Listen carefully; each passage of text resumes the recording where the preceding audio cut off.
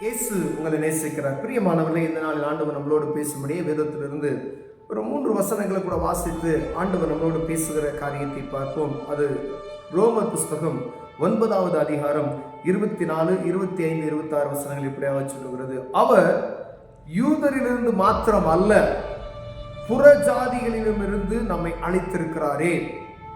அந்தபடி எனக்கு ஜனங்கள் அல்லாதவர்களை என்னுடைய ஜனங்கள் என்றும், சிநேகிக்கப்படாதிருக்கிறவர்களை சிநேகிக்கப்பட்டவர்கள் என்றும் சொல்லி அழைப்பேன். நீங்கள் என்னுடைய ஜனங்கள் அல்லவென்று அவர்கள் சொல்லப்பட்ட இடத்திலே அவர்கள் ஜீவனுள்ள தேவனுடைய பிள்ளைகள் எனப்படுவார்கள் என்று ஓசியாவின் தீர்க்க தரிசனத்தில் சொல்லி இருக்கிறதே. பிரியமானவர்களே, யூதர் இல்லாத ஜனங்கள், நம்ம எல்லா இடத்துலையும் என்ன சொல்றோம்? இஸ்ரவேல் ஜனங்களுக்கா இஸ்ரவேல் என்ற வார்த்தை நம்ம பயன்படுத்திக்கிறோம். இஸ்ரவேல் என்பது ஆண்டவர் கொடுத்த அந்த பெயர், அவருக்கு யாக்கோபுக்கு மாற்றப்பட்ட அந்த பெயர் நம்ம அறிந்திருக்கிறோம். அதுதான் இன்னைக்கு வரைக்கும் இஸ்ரவேல் தேசமாக இருக்கிறதை நாம் புரிந்திருக்கிறோம். பிரியமானவர்களே, அது வாக்குத்தத்தத்தின் பெயர். ஆனா இங்க ஆண்டவர் நமக்கு மற்ற சகல ஜனங்களுக்கும், ஒருவேளை பரிசுத்த ஜனம் என்று அழைக்கப்பட்ட அந்த அழைத்து வந்தப்பட்ட ஒரு ஜன கூட்டம் இருக்கிறார்கள்.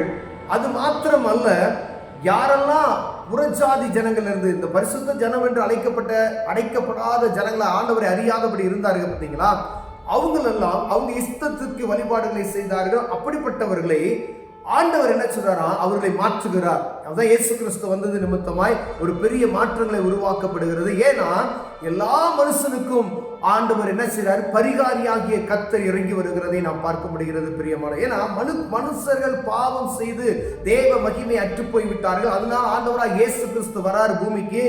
அவர் பாவத்திற்காக, மனிதனுடைய பாவத்திற்காக உலகத்தில் இருக்கிற பாருங்க சகல ஜனங்களுக்கும் நம்மை அழைத்திருக்கிறார். அந்தபடியே என் ஜனங்கள் அல்லாதவர்களை ஜனங்கள் என்றும், சிநேகிக்கப்படாதவர்களை சிநேகிக்கப்படுவதற்கு எது நிமித்தமாய்னா இயேசு கிறிஸ்துவின் ரத்தம் சகல பாவங்கள் நீக்கி நம்ம என்ன செஞ்சிருக்கு?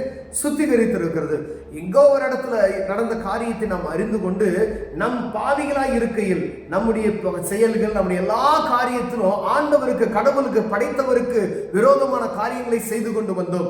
ஆனால் அந்த பாவத்தை மன்னிப்பதற்கு இயேசு கிறிஸ்துவின் ரத்தம் நம்மளை சுத்திகரித்திருக்கிறது. விசுவாசத்தின் நிமித்தமாய் ஆங்காங்கே எல்லா தேசங்களிலும் ஆண்டவரை அறிந்து கொண்ட ஒவ்வொருவருக்கும் அவர் சொல்றார் பாருங்க, நாம் அவருடைய ஜனங்கள் அல்ல, அவர் ஜனங்கள் அல்லாதவர்கள் என்ன சொன்னா என்னுடைய பிள்ளைகள் என்று, தன்னுடைய பிள்ளைகள் என்று. பாருங்க, நீங்கள் என்னுடைய ஜனங்கள் அல்லவென்று அவர்கள் சொல்லப்பட்ட இடத்திலே அவர்கள் ஜீவனுள்ள தேவனுடைய பிள்ளைகள் எனப்படுவார்கள் என்று ஓசியாவின் தீர்க்க தரிசனம் சொல்லி இருக்கிறதே.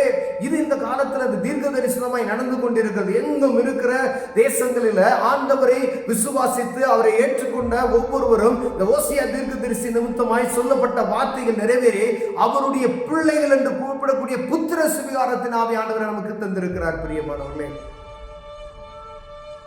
யூதர் என்று மாத்திரம் அல்ல, புற ஜனங்களிலிருந்து நம்மை அழைத்திருக்கிறாரே.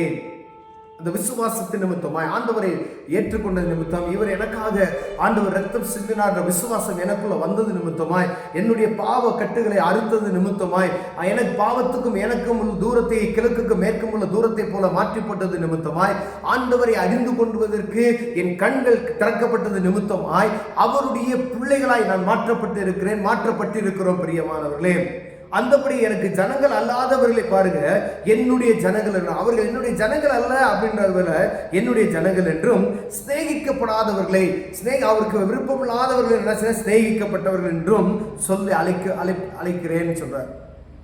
பாருங்க, நான் அநேக இடங்கள்ல ஆண்டவருடைய வார்த்தைக்கு கீழ்ப்படிந்து அவருடைய சத்தத்துக்கு செவி கொடுத்து இவரே மெய்யான தேவன் என்று விசுவாசிக்கும் பொழுது அவரை தம்முடைய பிள்ளைகளாய் அவர் ஏற்றுக்கொண்டார்.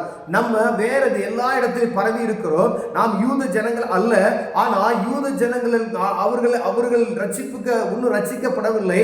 ஆனால் அதை காட்டிலும் உலகத்தில் எங்கும் சிதறி இருக்கிற எல்லா ஜனங்களுக்கும் வானத்தையும் பூமியை படைத்த தேவன் இயேசு கிறிஸ்து இந்த பூமிக்கு வந்தார். அவருடைய இரத்தத்தின் நிமித்தம் நாம் சுத்திகரிக்கப்பட்டு தேவனுடைய பிள்ளைகளாகி விட்டோம் என்கிற வாக்குத்தத்தத்தை நாம் சுதந்திரித்துக் கொண்டு விட்டோம். பிரியமானவர்களே, இன்னும் யூதர்கள் என்ன செய்றாங்க? இஸ்ரவேல்ல மேசியா இனிமேல் தான் வருவாரு அப்படின்னு சொல்றாங்க.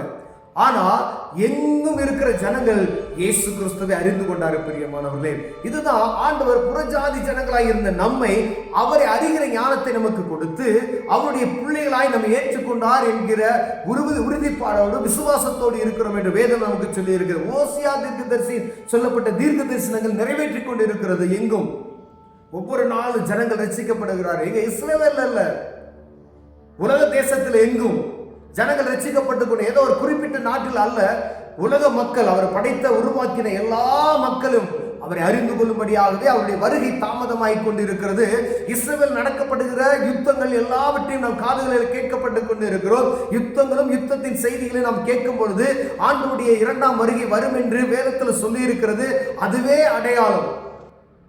இதெல்லாம் நடக்கும் போது வாசல் அருகே நிற்கிறேன் என்று அவர் சொல்லுகிறார். உன் கதவை வாசல் இருந்து கதவை தட்டிக்கிட்டு இருக்கேன், ஜாக்கிரதையா இருந்துக்க அப்படின்னு சொல்றாரு. ஒரு எச்சரிப்பின் செய்தியை ஆண்டவர் நமக்கு கொடுக்கிறார். பிரியமானவர்களே, நம்ம சரியா நம்ம இருந்து கொள்ள முடியாது. ஆண்டவர் வருகை எப்ப இருக்கும் அப்படின்னு சொல்ல முடியாது. அப்ப நம்ம எவ்வளவு கவனமா நம்ம இருக்க முடியுமோ அந்த அளவுக்கு தேவ சமூகத்துக்கு நம்ம தேவனுக்கு கொடுக்க வேண்டிய கனத்தையும் ஆண்டவர் மேல வைத்திருக்கிற அந்த அன்பை பிரதிபலிக்கவும் நம்ம செய்ய வேண்டிய காரியத்தை பிறருக்கு இந்த சுவிசேஷத்தின் பாக்கியத்தை சொல்லுவதற்கும் இந்த இயேசு கிறிஸ்துவின் ரத்தத்தினால் நான் கழுவப்பட்டேன், அதே போல நீங்களும் கழுவப்படணும்னு சொல்லுகிற அந்த பாக்கியத்தையும் சொல்லணும். நோவாவின் பேழைக்குள்ள வந்தவங்க 8 பேர் தான். 8 அப்போ தேசத்துல இருந்து எத்தனை லட்சம் ஜனங்கள், லட்சமா கோடியா இருந்திருப்பாங்க. அனைவரும் என்ன செஞ்சுட்டாங்களா? நீரில் மூழ்கி போய் இறந்து போனார்கள். பேழைக்குள்ள வந்தது 8 பேர் தான். ஏன்னா அவருக்கு 8 பேர் தான் சத்தத்தை கேட்டிருக்காங்க. நோவாவிற்கு வேலை செய்யப்பட்ட காலங்கள் எவ்வளவு நாட்கள் அதை செய்தார், எத்தனை வருட காலமாய் சொல்லப்பட்டு இருக்கிறது. அது பூரா அப்போ என்ன செய்யப்பட்டது? அந்த ஒவ்வொரு காரியத்தை அவர் செய்யும் பொழுது இந்த ஜனங்கள் வருகிறது போகிறது, இங்கே என்னமோ செய்கிறாங்களே, அப்படி இதுவரைக்கும் நான் பார்க்கக்கூடாத ஒரு பொருளை நாம் பார்க்கிறோமே, இதோ செய்கிறாரே அப்படின்னு அவர் சொல்லியிருக்கிறார். நோவாவினுடைய சுவிசேஷத்துக்கு யார் என்ன செய்யல? செவி கொடுக்காத போக நிமித்தமாய் ஜனங்கள் அழிக்கப்பட்டார்கள். அதே போல மனுஷகுமாரனுடைய நாட்களில் நடக்கும் என்று வேதம் சொல்லுகிறது. அப்ப புறஜாதிகளாகி இருந்த நம்ம ஆண்டவர் விசுவாசத்தின் நிமித்தம் அவருடைய பிள்ளைகளாய் நம்ம ஏற்றுக்கொண்டார். அவர் சொந்த பிள்ளைகள், அப்பா பிதாவை என்று கூப்பிடக்கூடிய புத்திர சுவிகாரத்தினாவை நமக்கு தந்திருக்கிறார் என்று வேதம் தெளிவாய் சொல்லப்பட்டு இருக்கிறது. பிரியமானவர்களே, அவருடைய பிள்ளைகள் அவருடைய வார்த்தைக்கு செவி கொடுத்து நடப்போமே ஆனால் அவருடைய வருகைக்கு எதிர்நோக்கி இருக்கிற புத்தியுள்ள கன்னிகளை போல நாம் இருப்போம். கண்களை மூடுவோம், ஜெபம் செய்வோம். அன்பின் தகப்பனே, இந்த அருமையான நாளுக்கை ஸ்தோத்திரம் ஐயா. உமது பிள்ளைகள் என்ற புத்திர சுவிகாரத்தின் ஆவியை கொடுத்த அந்த வாக்குத்தத்தத்தை நாங்கள் நிறைவேற்றிக் கொள்கிறோம். இயேசுவின் நாமத்தில் பிதாவே, ஆமென்.